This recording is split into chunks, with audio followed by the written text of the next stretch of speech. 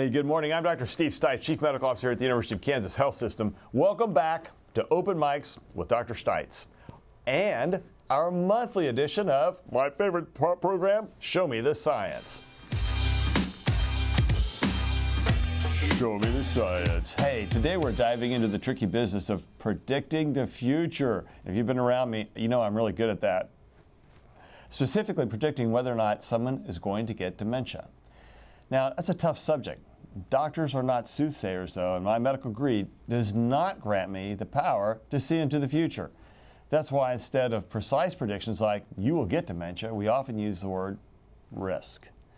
As in, you're at a higher risk of developing dementia or whatever XY disease it may be.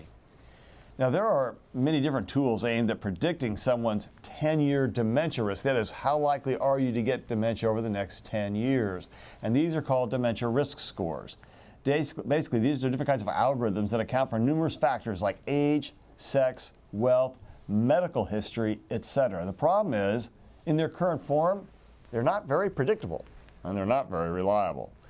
A large cohort study published this last summer in JAMA Network Open looked at 4 of the most commonly used risk scores and followed up with patients a decade later. The dementia risk scores only predicted between 9 and 16% of the dementia cases that developed. The risk scores missed 84 to 91% of dementia cases. The study authors concluded current risk scores have limited clinical utility, which is a long way of saying your physician, based on our current criteria, can't really tell how much of a risk you are. So how can these risk scores improve? Can we say for someone is at risk of dementia? And if so, should patients, providers act on that information? And by the way, what can we tell our patients to help minimize their risk no matter what their score is?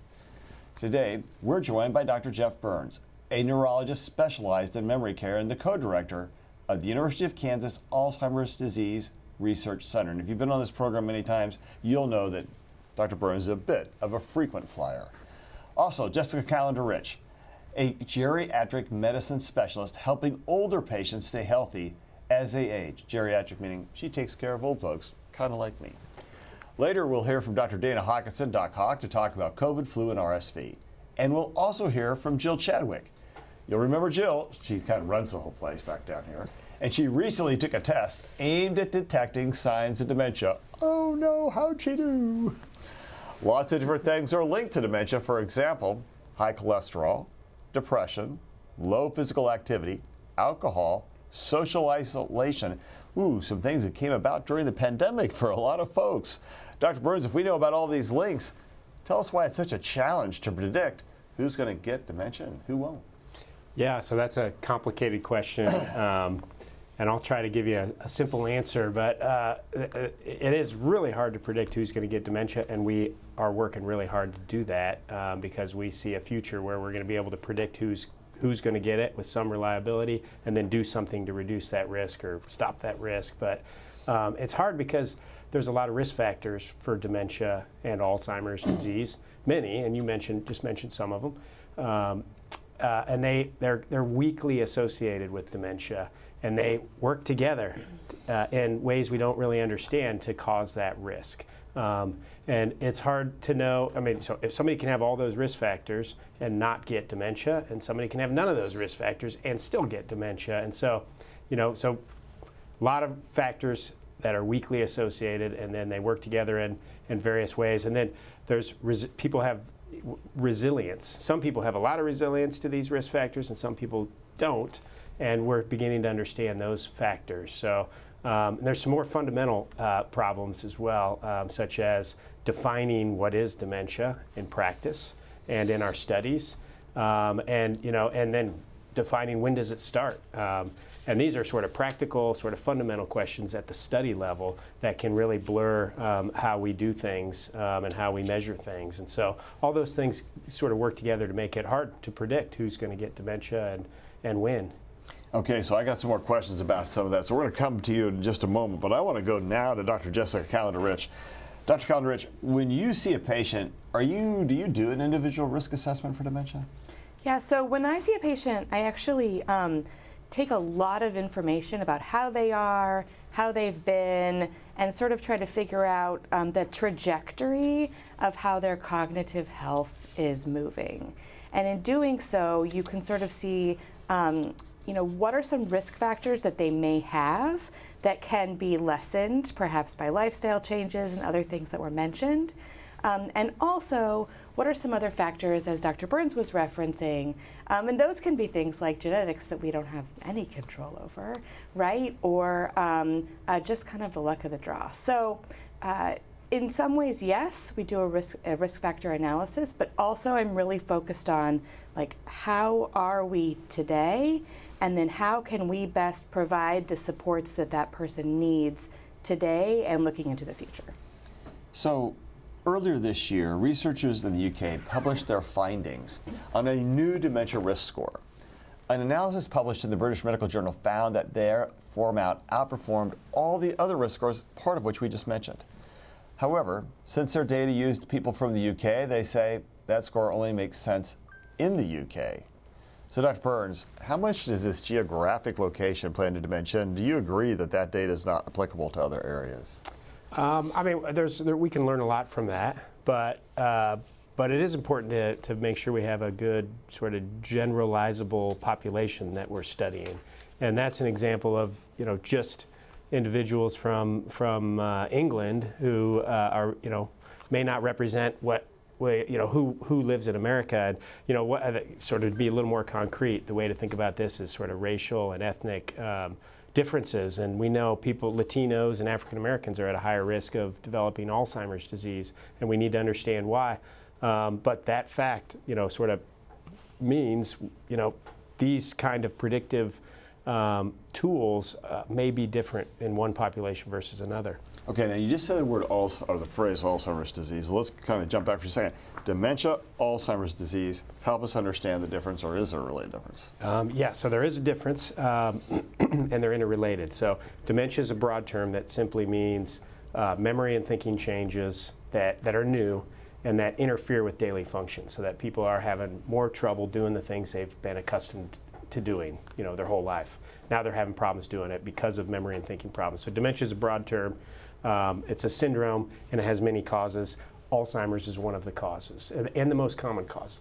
The number one cause of dementia is Alzheimer's. Probably 2/3 of dementia is related to Alzheimer's. And when we define that, maybe your next question, it's the presence of plaques and tangles in the brain in somebody who has dementia. So scientifically, that's how we're trying to define So Alzheimer's is like a subset of dementia. Dementia is this big, Exactly. broad, hairy category, and Alzheimer's say, well, you got plaques and tangles. We're going to call this one Alzheimer's, but these others may be due to other causes, Lewy body and all sorts of funny stuff, normal pressure hydrocephalus, all sorts of different things that cause dementia. Is that right? Exactly. Yep. And so, how do you know then if the risk factors are like, well, what would you say is a more common looking risk profile? Like, does family history of it make a big difference? Well, so Dr. Callinger, Rich just mentioned age and genetics, and those are the number one and two most common risk factor, or strongest risk factors.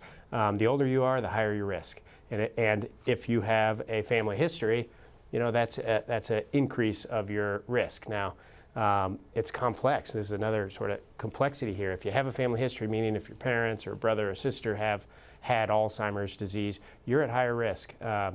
But it doesn't mean you're destined for it. So not everybody with a family history develops Alzheimer's or dementia, and not everybody who gets Alzheimer's and dementia has a family history. And so it's kind of a weak but a very real and actually one of the strongest risk factors for developing dementia. So just as a thought, help us understand a little bit better.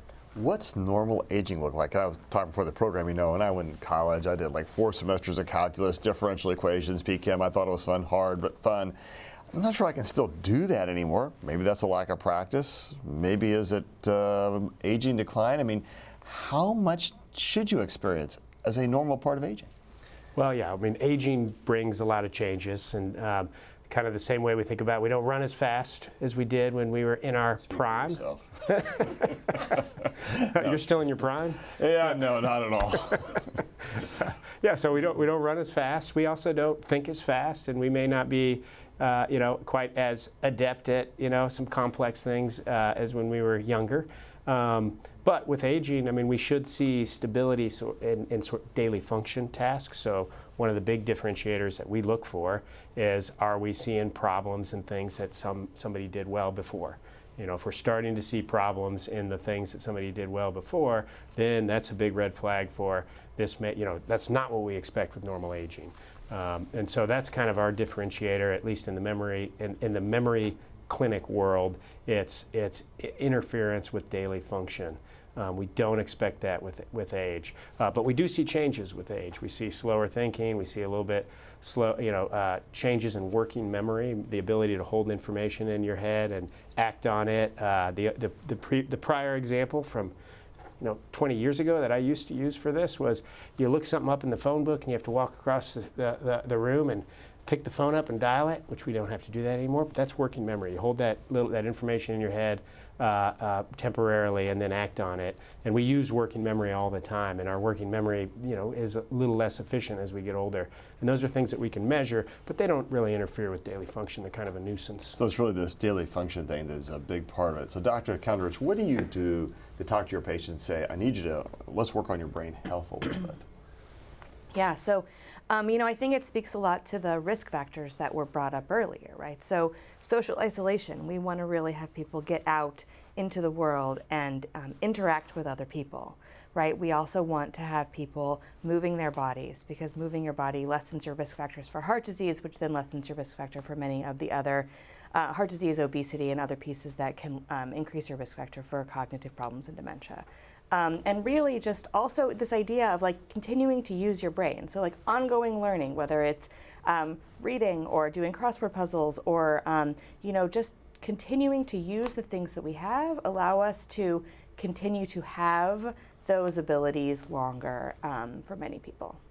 Isn't it true that exercise still makes a big difference? Absolutely. Throughout your entire life? I think it's more important as you get older than when you're younger.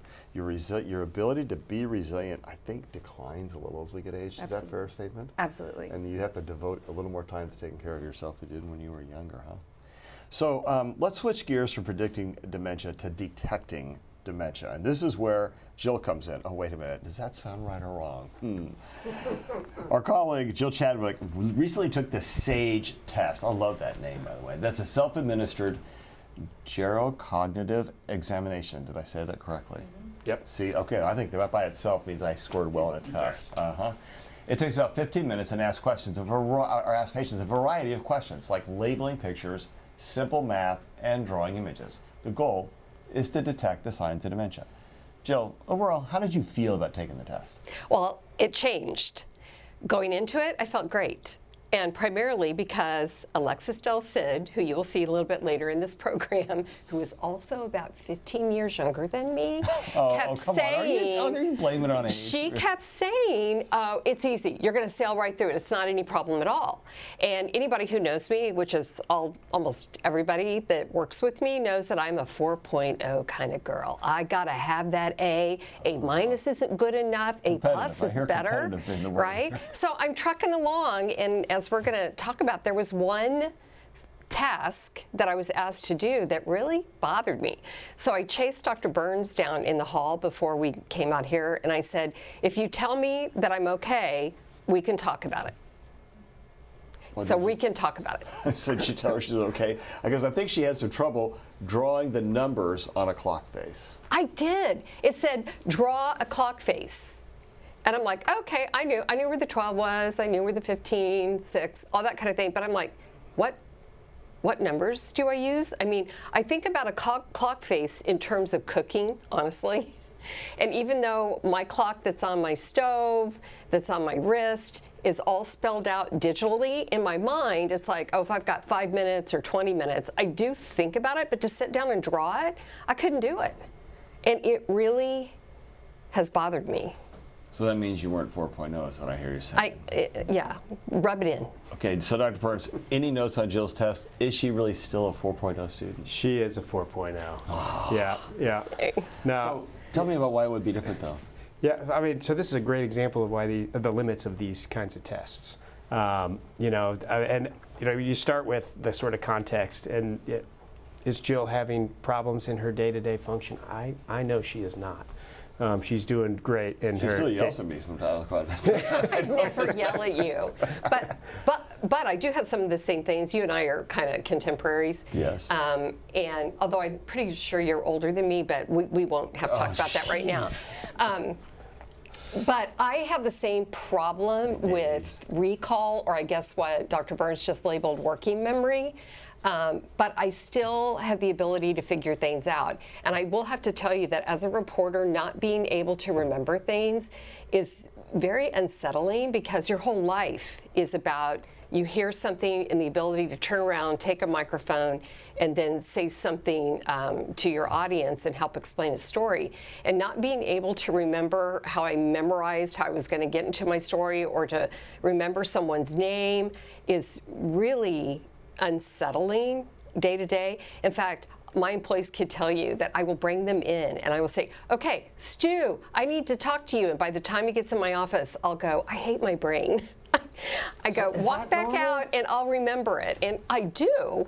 And I can usually figure out a workaround. But sometimes when you get frustrated, you just yell at somebody. No, I don't yell. As I said, when she say yells very at me, loudly, I think she's still cognitively I intact. bellow.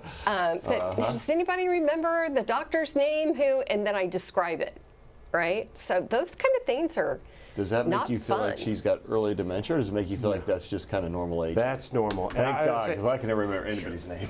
a normal score on this test is not perfect. It means everybody's allowed to miss a few points, and it's because everybody's different and built differently.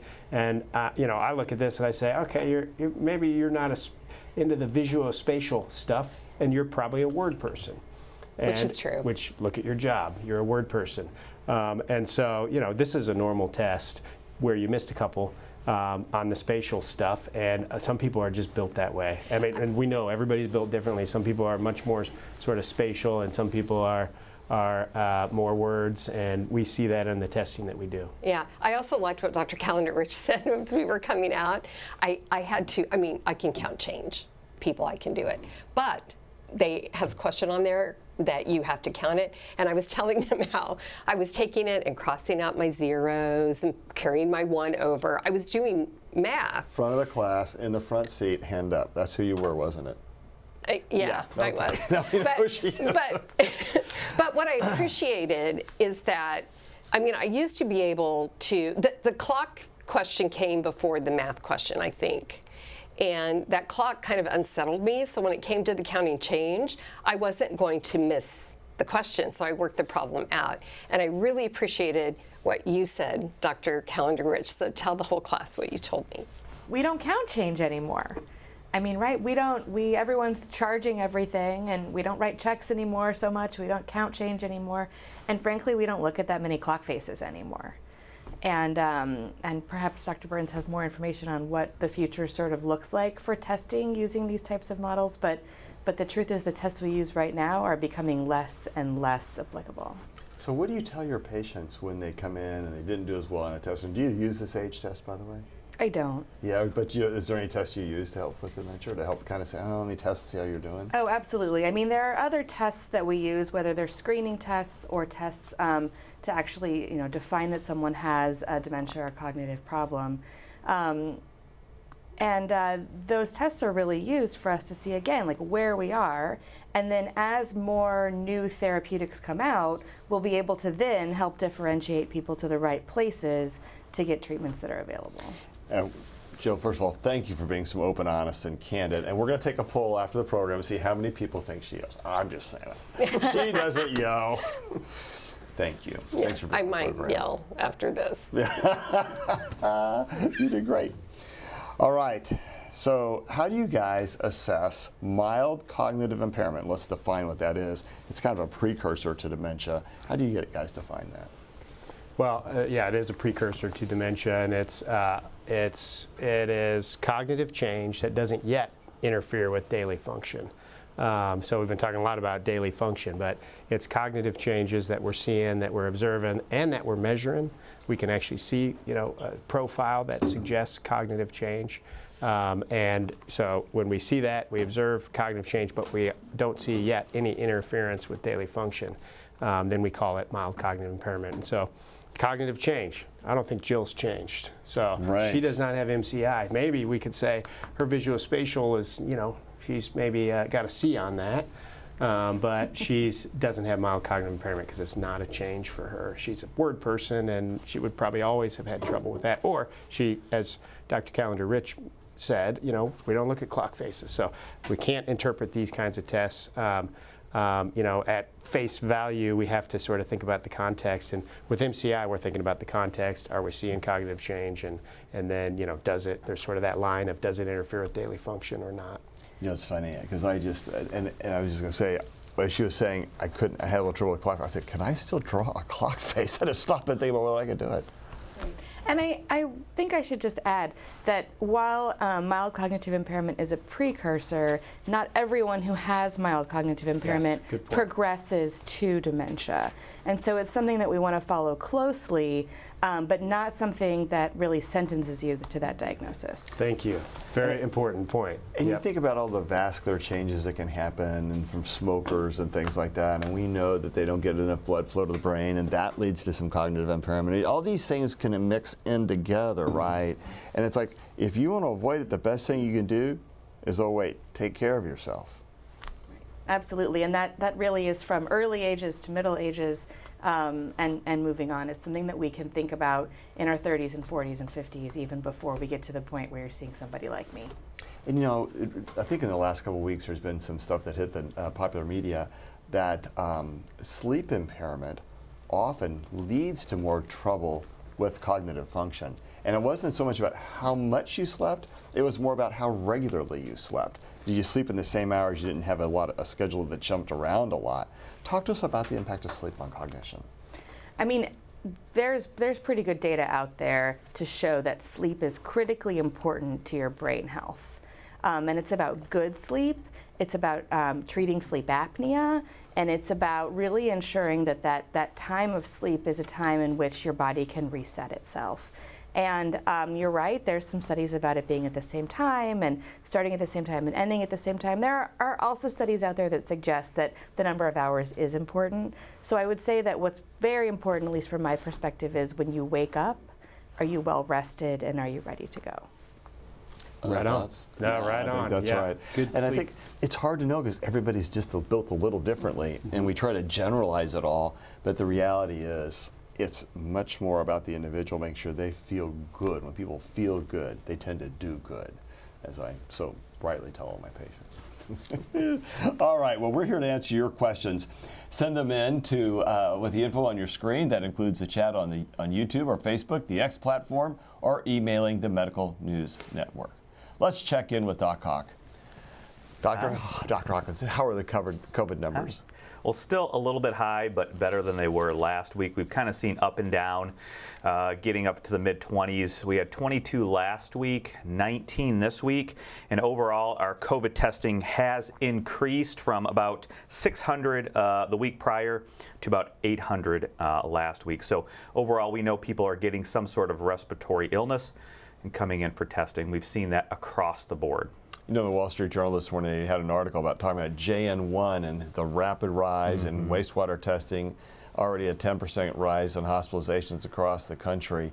This is going to be a wave, or what we used to call a wavelet, I think. Yeah, I mean, certainly it could be. I think we are always ready for it. We always have to be watching it.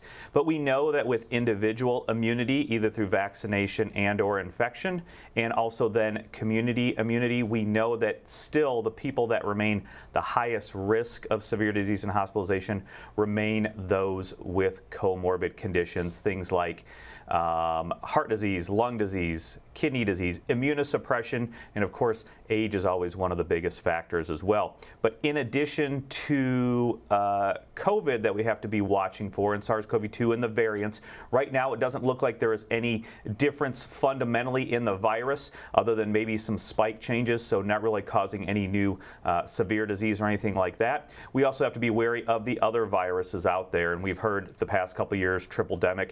We are always concerned in monitoring for that. Our health system is always prepared for that, but we also have to make sure that we are aware of those things, especially RSV for those most at risk, the very young and the elderly, and then of course influenza as well. And you have some graphs, I don't know if we've shown those yet, that show the jump in our flu inpatients, RSV, and COVID inpatients. Yeah, and I think just as I mentioned, the COVID testing increased, so did our overall influenza testing.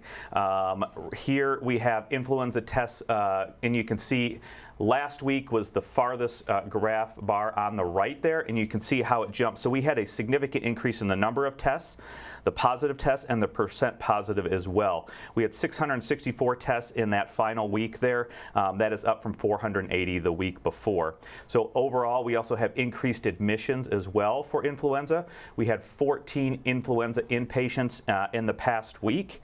But also you can see the significant jump and increase in those hospitalized patients. And then of course we talked about RSV as well. So RSV testing also increased, went from 448 tests the week prior.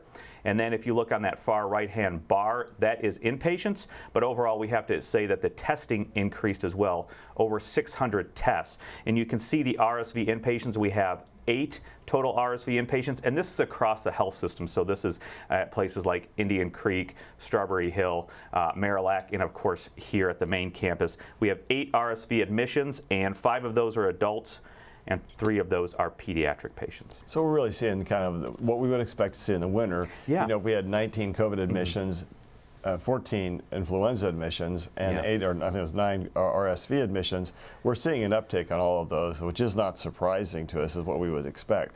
A couple of good pieces of news. We think that the vaccination for COVID still is effective, and even against the new JN1 variant. Secondly, we just point out, though, and hopefully this shows no cognitive impairment, because I read this at 6 a.m. this morning, but only 16% of eligible Americans have gotten the COVID booster shot, and it still works, people. So another good reason to go get it, Hawkeye. I think so. You know, we have good data to support that fact. Again, if you've had COVID recently, we have been recommending waiting about 3 months from that acute illness to get that booster. But we now, I think, are getting into the throes of respiratory viral season. Now we are really seeing those colder temperatures. We have been dealing with more get-togethers, especially since Thanksgiving. And so we're really looking at this time period till about February to see if we reach our peak. Don't know when that will be and what that peak will be, but we are always prepared here at the health system for that. And just to say, you know what we didn't have any of last week? People being admitted as a result of side effects of the COVID vaccination, the RSV vaccination, or the influenza vaccination. That number is 0. And I think I just saw a article about looking at data on people who received both RSV vaccine with flu vaccine, and it was safe as well. So. Yeah, and hey, Travis Kelsey, thanks for that. I love that ad he did. Yeah. All right, Alexis Del Cid is watching for questions from our community. Alexis. We have a great one from Yen Liang. Yen wants to know if there is any sort of correlation between a weaker immune function and dementia. Do people with Alzheimer's dementia get sick more often?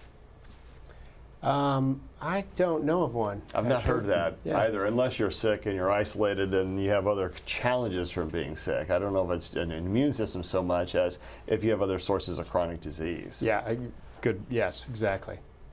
Yen also has a follow-up to that. He wants to know, how do you determine between just regular age-related, your mind slips on some things with age, and dementia? A clinical diagnosis. I think that was a hard question earlier, and I think we settled on, does it affect your basic ability to function? Right, like are you still able to do the things that you have always done? If you're someone who cooks complicated recipes, can you still cook those recipes? If you're someone who does woodworking, can you still make that thing that you've been making? Or doing the bills, things like that. Like the things that you do for daily function and independence, those are the things that we wonder about and we watch for to make sure that someone's cognition has not moved forward into like a dementia or mild cognitive impairment. Is it fair to say that those things which require high levels of complex processing all at once, you think about driving, you know, there's a lot of spatial awareness has to go with driving.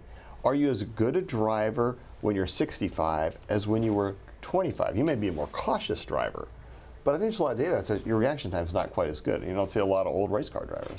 I mean, with normal aging, certainly there are things that change related to reaction times and also just the speed at which you process information. And you're right, driving requires you to look, to move, to hear, to see, and then to incorporate all of that information into a very rapid decision-making process. So we know that people, even with normal aging, do have some changes in their ability to drive and their ability to drive safely. Most of that can be compensated for. What we see, though, even in very mild dementia, is that driving can become a bigger deal very early, and probably earlier than we think about.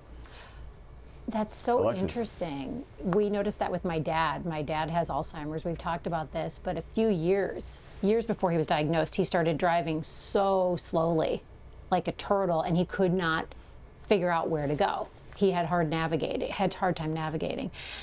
Jeremy Yenser has a question. He wants to know, this is interesting. He writes, I've heard you can use AI to help analyze dementia and virtual reality to help manage symptoms and quality of life for people with dementia. Is there any truth to this, or is this just the internet being the internet? Okay, go for that one. Yeah, I mean, AI and machine learning tools are really going to be helpful in these types of developing these types of predictive tools. So there's a lot of people, including people here at KU, focused on can we get these huge data sets and run machine learning and AI on those data sets to figure out what's the best predictive, combination of all these risk factors to put a number on somebody's risk for the long term. So it's going to have a huge impact on sort of analysis and predictive tools in the future. And then as far as virtual reality, there's a lot of interest in tools like that. These are things that are years out. But I'd say there is a future where we'll be using some virtual reality, training and or brain games and things to try to impact dementia and dementia risk. But it's a ways out. So can I just ask you a question about the topic brain games? Like I try to do some numbers games. I felt like, okay, is that helping me prevent dementia because I'm trying to exercise my brain? I know the brain's not really a muscle. Talk to me about that. I mean, I think the more you use your brain, the better off your brain is at sort of connecting the different pieces of the puzzle, right? That said, do we think that doing brain games and crosswords is going to really prevent dementia in someone who was going to develop dementia? Probably not. It may slow it down a little bit, but it's really hard to say. What we do know is that doing those things allows a person to have activities, and activities are good, and that we should always use our brain to the best that we can.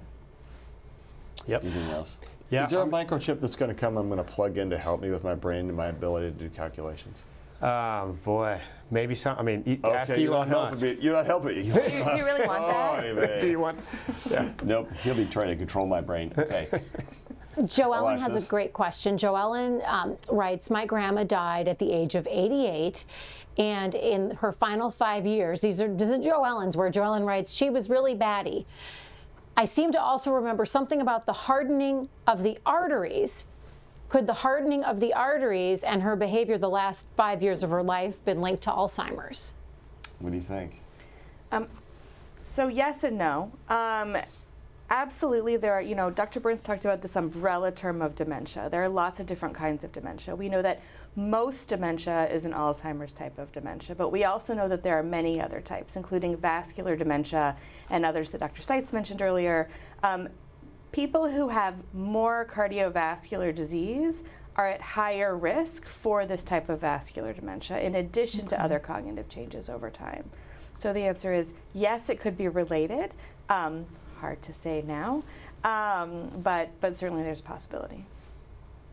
We have another question about amyloid proteins, and that related to the research. I'm going to weave in, we got a couple of questions about that. Yen wants to know if there was a recent controversy in amyloid protein related research, and then Lina wants to know, why is it hard to say with certainty amyloid plaque causes Alzheimer's versus being linked to Alzheimer's?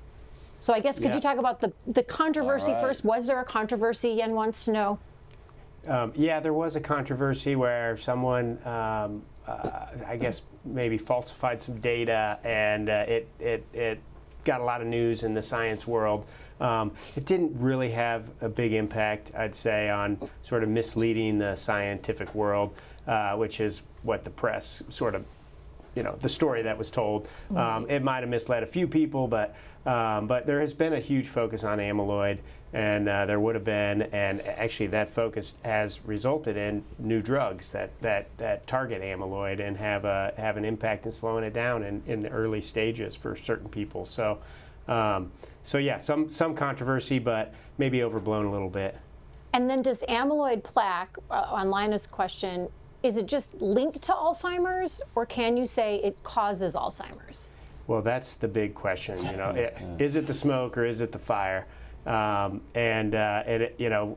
a long time we thought if we could go after amyloid with like these new drugs that we've spent decades getting to the point where we can now prescribe them. If we were able to pull amyloid out of the brain, we thought maybe we could cure Alzheimer's if it was the fire that caused all the problems.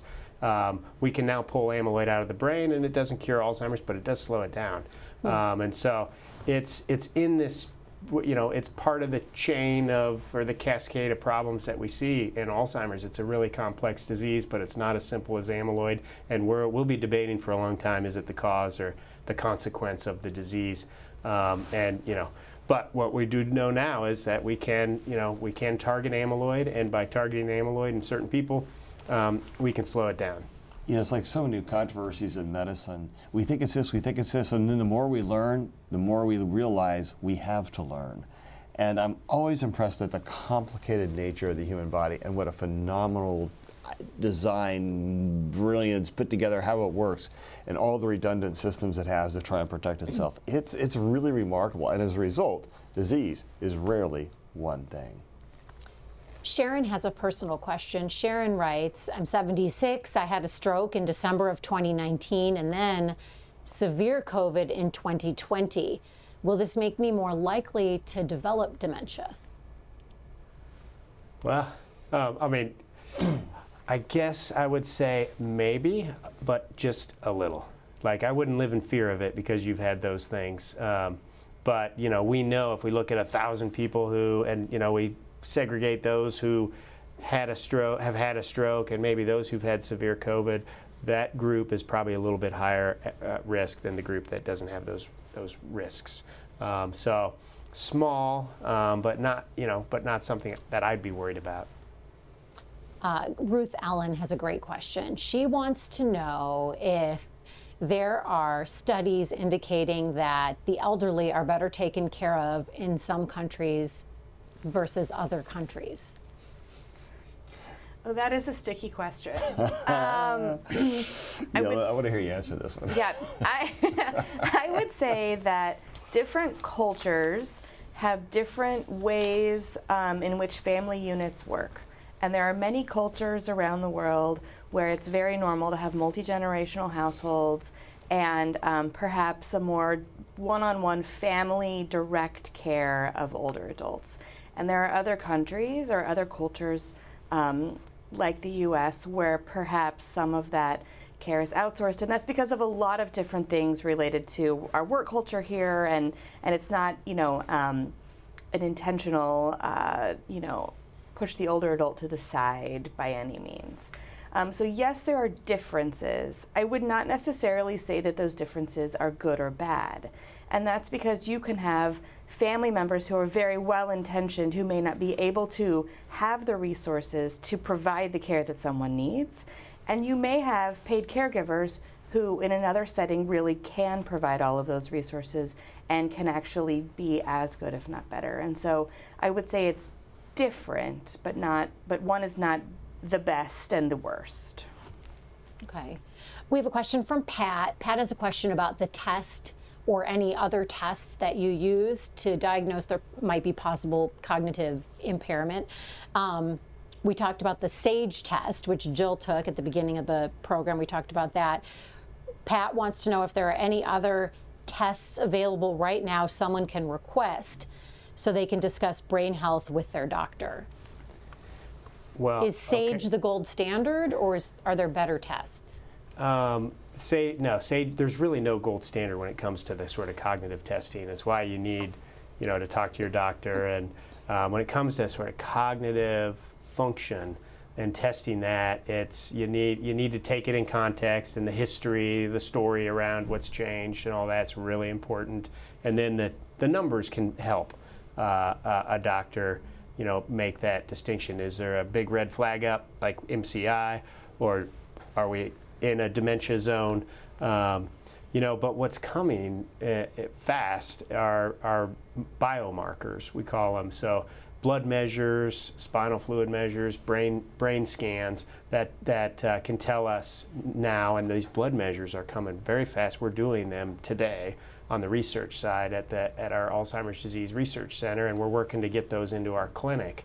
But they are measures that can tell us predictive, tell us, with high probability that somebody has amyloid in their brain or the tangles in their brain. And so I'd say 5 years from now, it's going to be very different in terms of understanding risk. We're going to add these biomarkers to these predictive models that look at risk factors, add the biomarkers to really get better at stratifying an individual for high risk, medium risk, low risk. And so things are changing by the day right now. What I would say is that's going to be a remarkable time, because it also is when you can start building the science more to help you address it, because you can see it so much earlier. We all know if you can detect disease early, you can usually intervene a lot better. Yeah, and I think as we have those more tools to identify disease early, hopefully near the same time we will also have more and better tools to treat the disease early, because I think what we can all agree on is if we don't have something to do about it, it can be very difficult to know that we have high probability of a disease that may not be coming. Yeah, that's a great point. I mean, the value of a screening test and the value of a biomarker is only as good as what are we going to do with that information. Can we act on it? Can we do something to delay the onset? Can we stop the process? And so we are working on those things as well, and our hope is, we'll be there. But I wouldn't recommend the SAGE for everybody who's watching, because it can make you, it can maybe have more negative effect, angst and anxiety when you shouldn't be worried, and not necessarily something we're going to do about it. So the idea of screening the population is something that we don't really recommend right now, but I do think maybe 10 years from now, when we have interventions that are proven to prevent and better treat dementia and Alzheimer's, then we will be doing population-wide screening programs. Well, 10 years from now, I'll be about 75, and I'm going to hope that I can still do my cognitive tests and all my brain games and everything else. Hey, this has been a great discussion. Final thoughts from our guest today, Dr. Calendar Rich. I think it's kind of a theme I have every time that I'm here, right? We can do things at all stages of the game to help prevent problems in the future. There are modifiable risk factors here, and we should really just do our best to work towards a healthy lifestyle now to prevent whatever we can later. Yeah, great. I mean, I'd say, yeah, you do have some power over this. I mean, we're working on defining how much, and it's limited, but what you do with your lifestyle is important. Exercise, eat right, keep your brain active, and we think that does translate into a lower risk. So be sort of ambitious about working against risk of Alzheimer's, and start early.